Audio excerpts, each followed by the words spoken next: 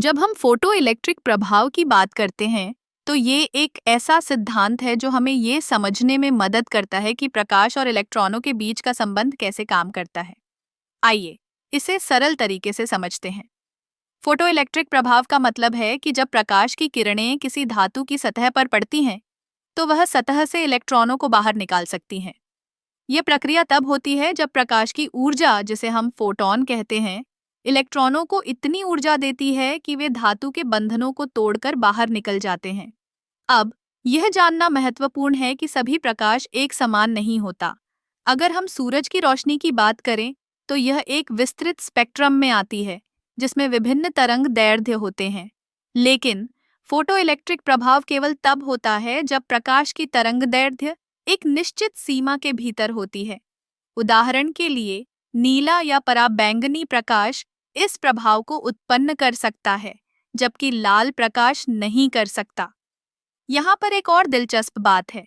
जब हम प्रकाश की तीव्रता को बढ़ाते हैं, तो हम अधिक फोटॉन उत्पन्न करते हैं, लेकिन यह जरूरी नहीं कि इससे अधिक इलेक्ट्रॉन निकलें।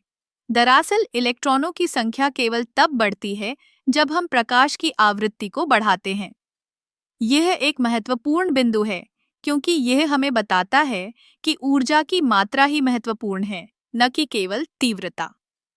अल्बर्ट आइंस्टीन ने इस सिद्धांत को 1905 में प्रस्तुत किया था और इसके लिए उन्हें भौतिकी का नोबेल पुरस्कार भी मिला।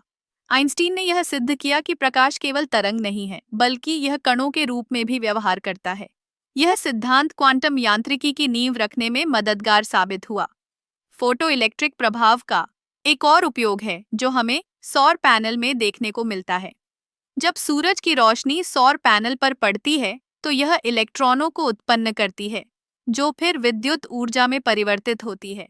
इस तरह हम सौर ऊर्जा का उपयोग कर सकते हैं, जो न केवल स्वच्छ है, बल्कि नवीकरणीय भी है। इस सिद्धांत ने विज्ञान की दुनिया में क्रांति ला दी और हमें यह समझने में मदद की कि प्रकाश केवल एक साधारण चीज नहीं है, बल्कि यह ऊर्जा का एक शक्तिशाली स्रोत है।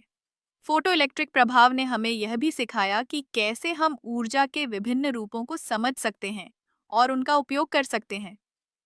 तो अगली बार जब आप सूरज की रोशनी में खड़े हों, तो याद रखें कि वह रोशनी केवल गर्मी नहीं, बल्कि एक अद्भुत भौतिकी का हिस्सा है, जो हमें हमारे चारों ओर की दुनिया को समझने में मदद करती है।